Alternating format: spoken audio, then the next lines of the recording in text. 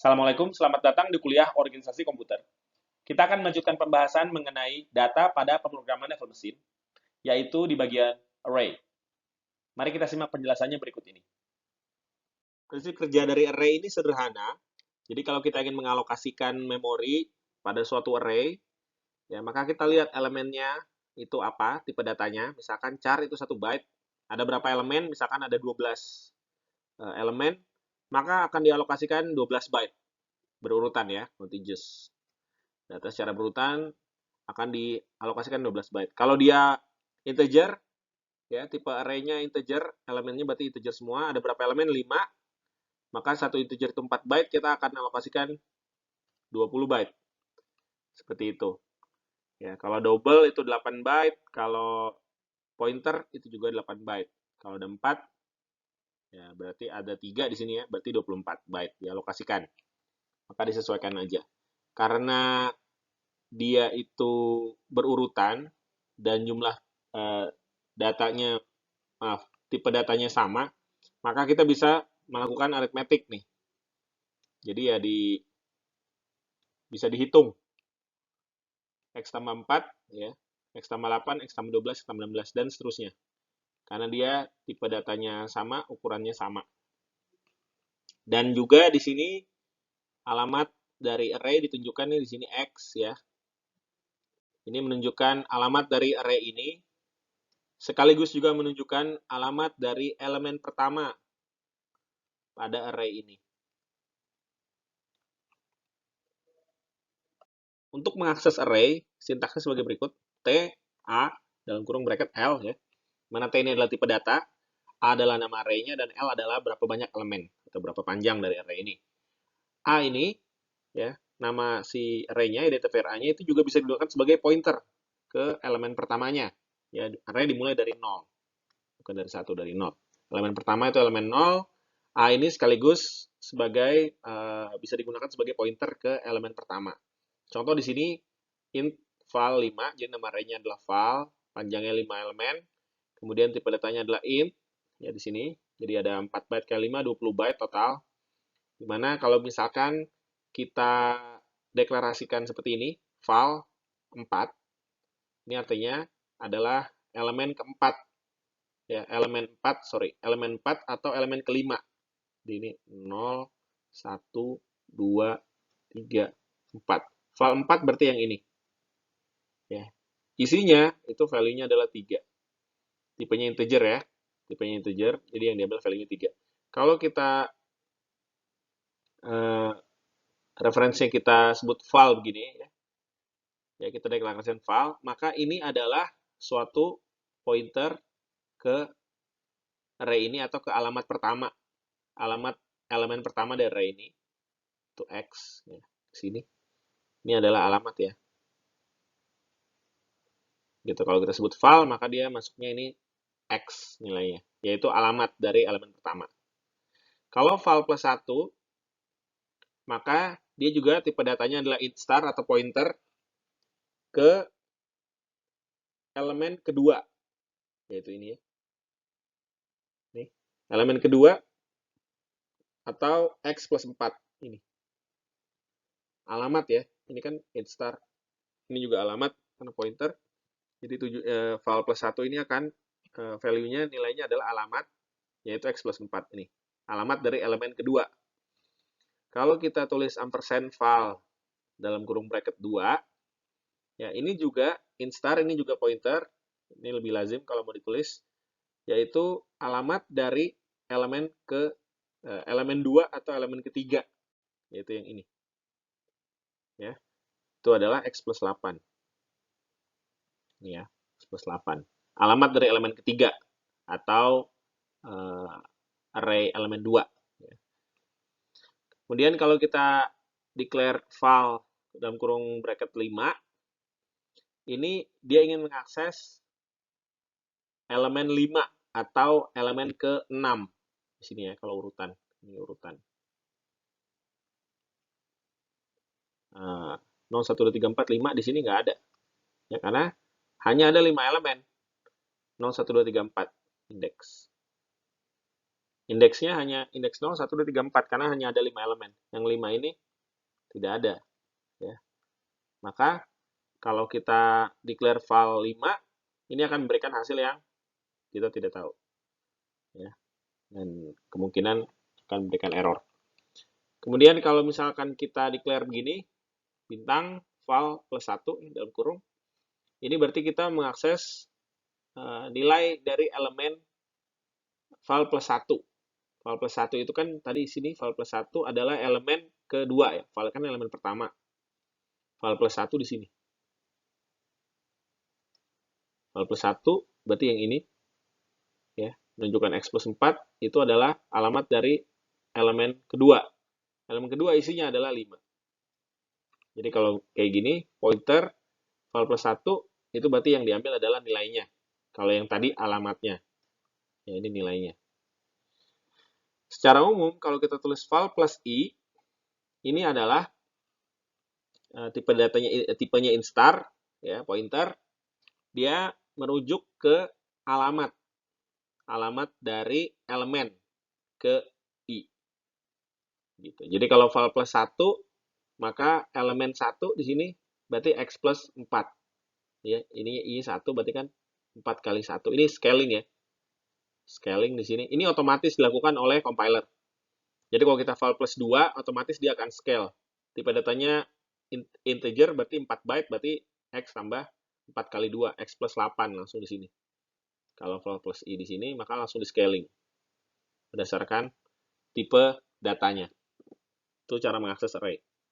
Berikut kita lihat contoh array. Di sini ada deklarasi array. Oh ya, di sini ada command define.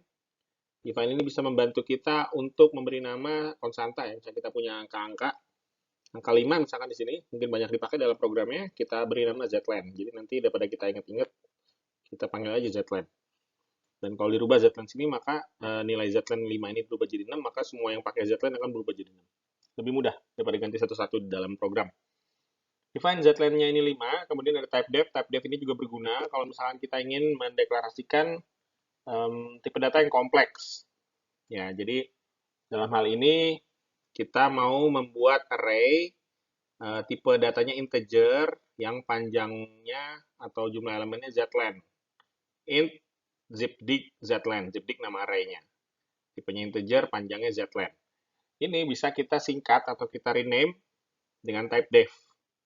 Ya, jadi berikutnya kita tidak perlu menulis lengkap seperti ini, cukup tulis ininya saja. Zipdig.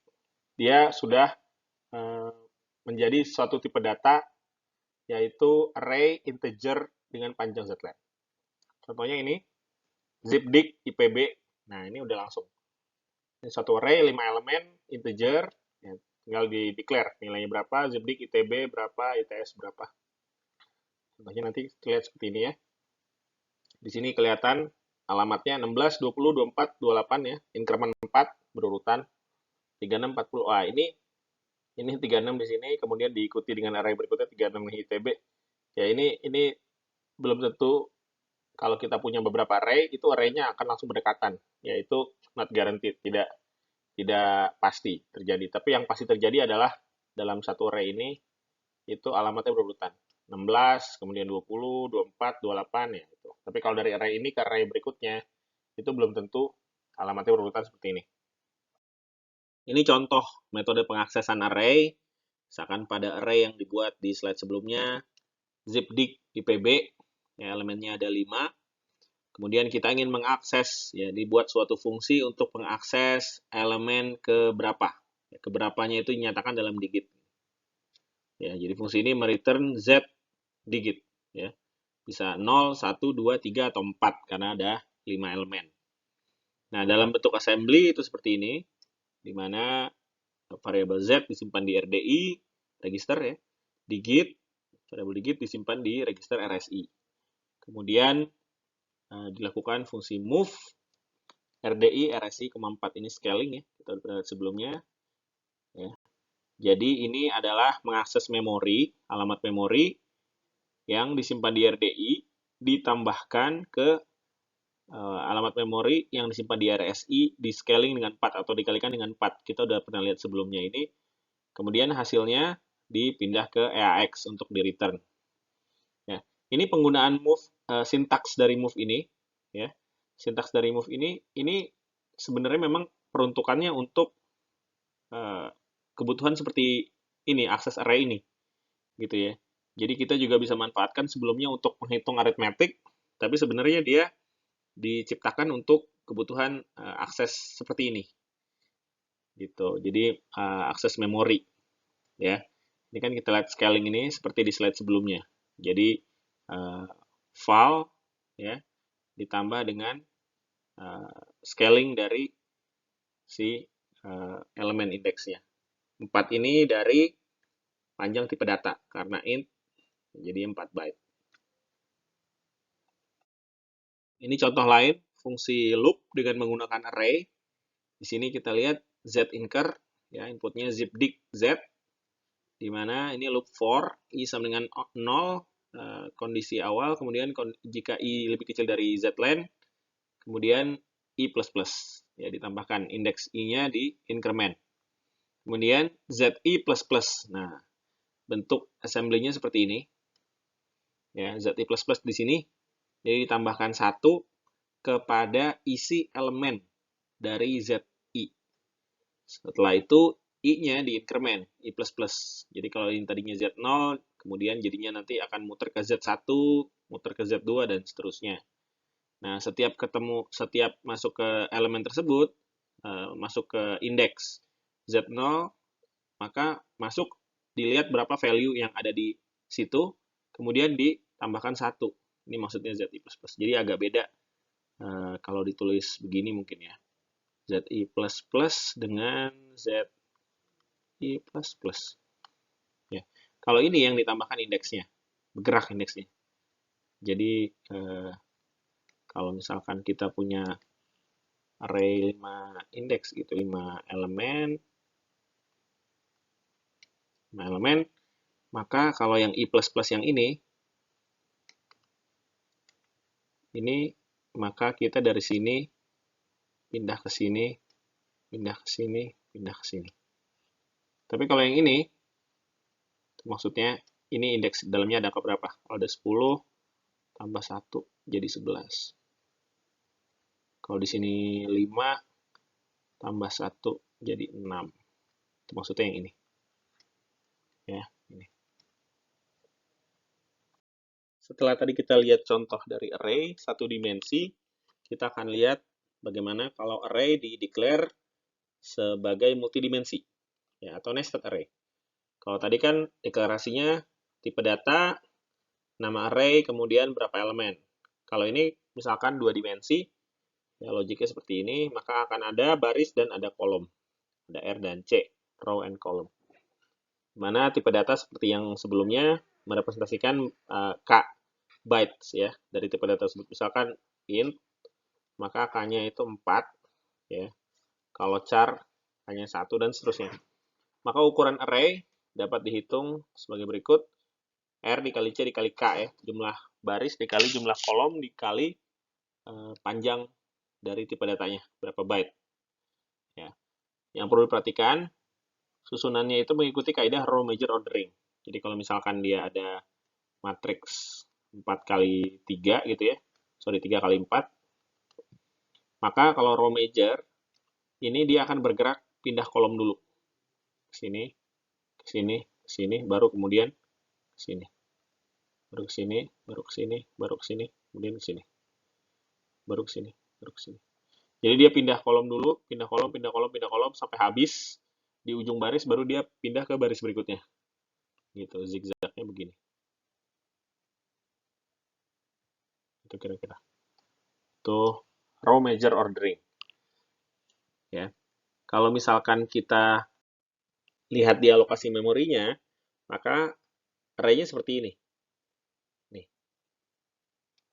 Ya, jadi dia ada array ARC ini ya.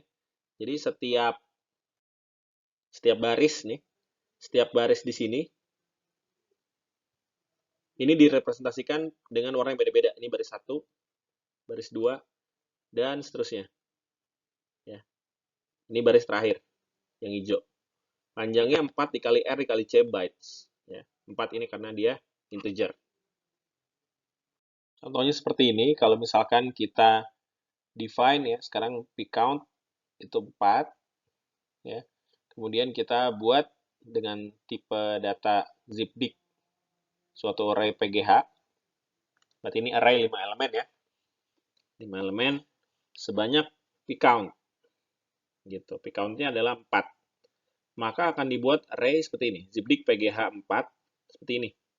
Ya, jadi ini satu array, satu elemen, sorry.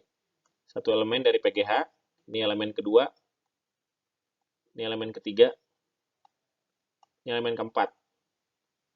Jadi ada array PGH 4 elemen. Ya. Tapi isinya satu elemen ini isinya sendiri adalah suatu array 5 elemen. Ya. Array 5 elemen karena kan kita bikinnya pakai zipdict tadi kan tipenya. Ya, jadi di dalamnya itu ada 5 elemen. Yang PGH kedua ini PGH ke-1 ya. PGH 0. Ini PGH 1 dan seterusnya. Ya. PGH 2, PGH 3. Jadi PGH 0 ini sendiri isinya adalah 5 elemen. 15206. Gitu. Sehingga kalau misalkan kita tulis ini indeks ya. Kalau kita tulis zipdict PGH 4 itu sama kalau kita tulis int PGH 45 ini yang RC yang tadi di slide sebelumnya. Ya, cuma kan kalau kita sudah pakai type def di mana zipdict ini sudah mencakup int dan 5 elemen array. Gitu. Nah, kita lihat di sini zipdict PGH, alokasi elemen PGH ini, PGH 0, 1, 2, 3 itu memorinya berurutan ya, contiguous. Dan tentu di dalamnya, karena dia bentuk array juga, di dalamnya juga memorinya berurutan. Jadi ini kasus di mana array dengan array yang lain itu bisa memori berurutan kalau dia bentuknya nested array. Nah, jika kita ingin mengakses suatu baris, row ya, pada nested array, kita dapat mengakses address yang ini. Berikut ini formulanya. Ya, jadi A itu alamat dari array-nya, ditambah I dikali C kali K. C kali K ini jumlah kolom, dan K ini adalah ukuran tipe data. Ya, K itu ukuran tipe data, berapa byte, sedangkan I-nya ini adalah indeks dari baris yang ingin kita akses. Gitu. Ya. Jadi kalau misalkan baris ke I, ya, AI, itu A ditambah I dikali C kali 4 untuk int. Dalam bentuk kode seperti ini ya. Kita lihat, ini assembly-nya. Jadi kalau kita mau mengakses suatu baris, ya, jadi PGH index ini adalah array dari 5 int, ya, yang sebelumnya. Sehingga starting address-nya PGH ditambah 20 dikali index. Ya, jadi scalingnya 20. Karena satu elemen ini kan int 4 byte, sedangkan ini satu elemen PGH itu ini ya. Ini isinya 4, ini isinya 5 elemen array lagi yang masing-masing 4 byte integer. Jadinya scalingnya 20 gitu. Jadi starting address-nya ini baris pertama ya, baris 0, ini baris 1 gitu ya. Dan seterusnya. Nah, dalam assembly kita lihat seperti ini. Itu tadi kalau mau akses baris. Sedangkan kalau kita mau mengakses elemennya, maka kita masuk lagi ke dalam. Ya, jadi address-nya itu adalah ini. Ya.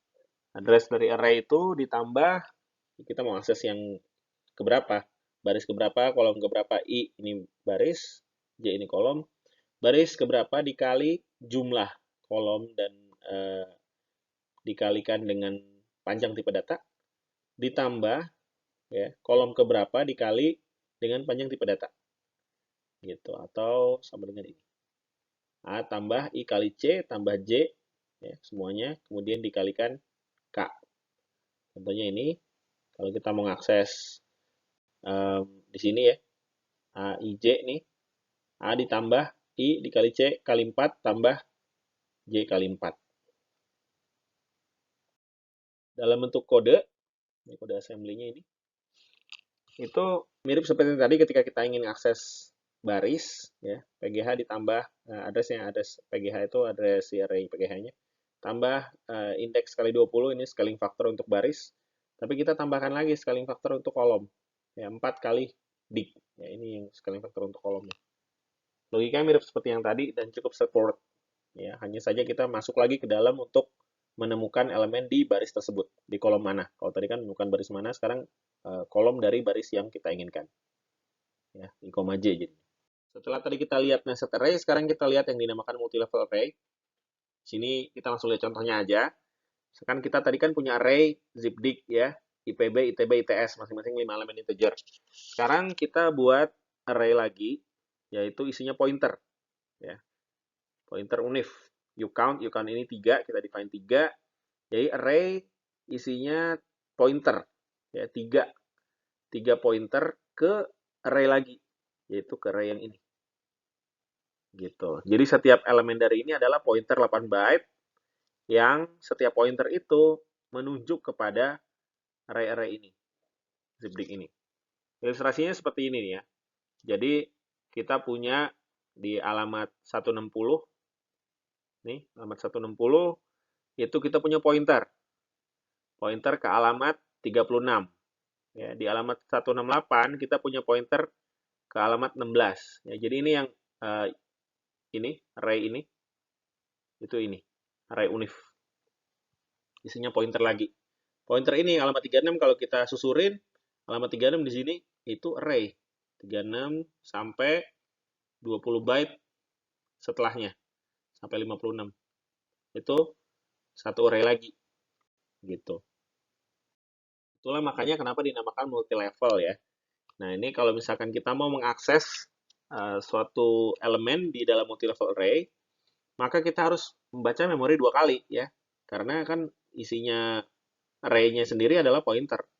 Ya, jadi pertama harus baca dulu pointernya untuk menunjuk ke baris array-nya. Kemudian setelah itu dia menunjuk ke array-nya. Setelah udah tahu dari pointer ini menunjuk ke array, kita baca lagi memori array itu. Mau elemen yang keberapa? Elemen kedua misalkan di sini. Gitu ya. Atau elemen kelima yang terakhir sini. Gitu. Sintaksnya bisa dengan seperti ini ya. Memori mem unif tambah 8 kali indeks tambah 4 kali digit. Ini karena pointer ya. Scale faktornya ini karena integer. Bentuk assembly-nya seperti ini. Ya. Sederhana juga. Nah, yang menarik ketika kita membandingkan antara nested array dengan multi-level array. Misalkan di sini ada fungsi get PGH digit, ya. Kemudian di sini ada fungsi get unif digit. Dua-duanya memberikan mereturn array kompleks, yaitu indeks dan digit ya. Ini juga array-nya kompleks nih. Unif ada indeks, ada digit. Kalau misalkan yang PGH ini kan ini, satu array ini satu array PGH, terdiri dari 4 elemen. Ini ya, 4 elemen. Tapi setiap elemennya itu sendiri adalah array 5 elemen. Ya kan? Yang tadi PGH. Sedangkan kalau yang ini tadi unif, ini multi level, yang ini multidimensional atau nested ya. Kalau yang ini multi level, di mana dia array dari suatu pointer.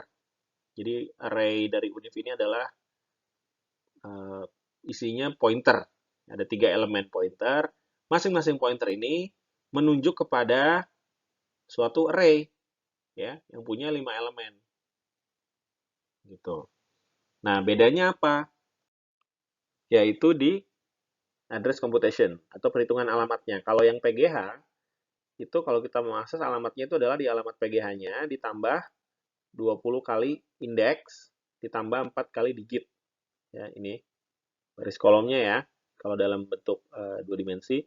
Sedangkan kalau misalkan di multi-level array, itu yang pertama kita adalah alamat dari, kita harus cari dulu alamat dari si array pointer unif ditambah 8 kali indeks karena dia pointer ya, 8 scaling faktornya 8 byte. Kemudian ini alamatnya di mana?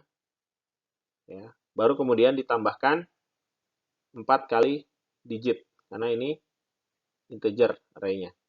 Nah, itulah alamat dari si multi-level array. Kalau ini alamat dari nested array. Jadi metode yang tadi bisa dipakai juga untuk mengakses matriks ya, misalkan matriks n kali n. Karena kita tahu matriks itu pada dasarnya sebenarnya adalah array yang multidimensional ya. Jadi kalau di matriks dengan fixed dimension seperti ini ada beberapa contoh ya. Kita mau mengakses matriks yang kita tahu dimensinya. Sebelumnya ini udah di define dan type def fixed matrix. Kemudian ini kalau misalkan bentuknya variable dimension dengan explicit indexing. Jadi indeksnya kita ketahui, kita fixkan ya. Jadi kita dapat elemen aij itu dengan fungsi seperti ini. Ya, return a indeks dari nij. Nah, yang lebih baru sebenarnya nggak terlalu baru, tapi dibanding yang dua ini lebih baru itu adalah variable dimension dengan implicit indexing. Ini, di mana kita mau akses elemen dari matriks n kali n, a, n, n. N-nya sendiri itu juga variabel yang jadi input dari fungsi itu. Ini udah disupport oleh GCC compiler sejak tahun 99. Ini contohnya kalau kita mau akses matriks 16 kali 16, maka dari yang sebelumnya integer nih, K-nya 4 byte, C-nya 16, berarti C kali K ini adalah 64 ya. K-nya 4. Maka address A-nya itu sama dengan,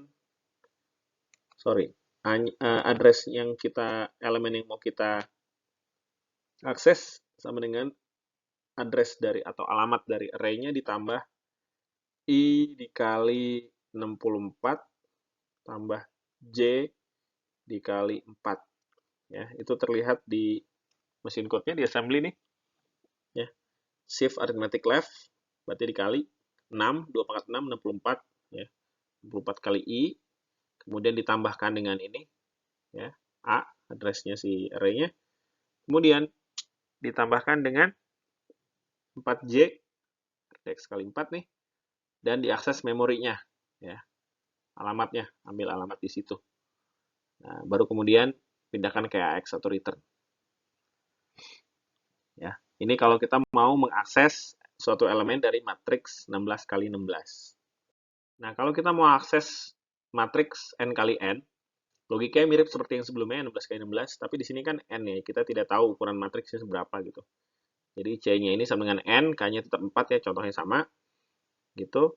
Ini di contoh yang ketiga tadi ya, di baris n kali n matriks slide sebelumnya. Ini kita lihat compiler mengimplementasikan imul. Ini sebenarnya adalah suatu fungsi yang resource-nya cukup banyak ya. Biasanya dihindari. Kalau yang sebelumnya kita hanya bisa dengan menggunakan shift arithmetic left gitu ya, move. Kalau di sini kita harus pakai imul, multiplication. Kenapa? Karena kita tidak tahu ukuran matriksnya berapa. Ya, ini nanti baru digunakan load effective address seperti biasa untuk arithmetic perhitungan. Seperti itu. Jadi logikanya mirip, tapi implementasinya lebih rumit. Karena kita tidak tahu sebelumnya berapa ukuran matriks yang akan dikomputasi. Demikian penjelasan singkat mengenai array. Semoga dapat membantu teman-teman untuk memahami. Terima kasih atas perhatiannya. Assalamualaikum.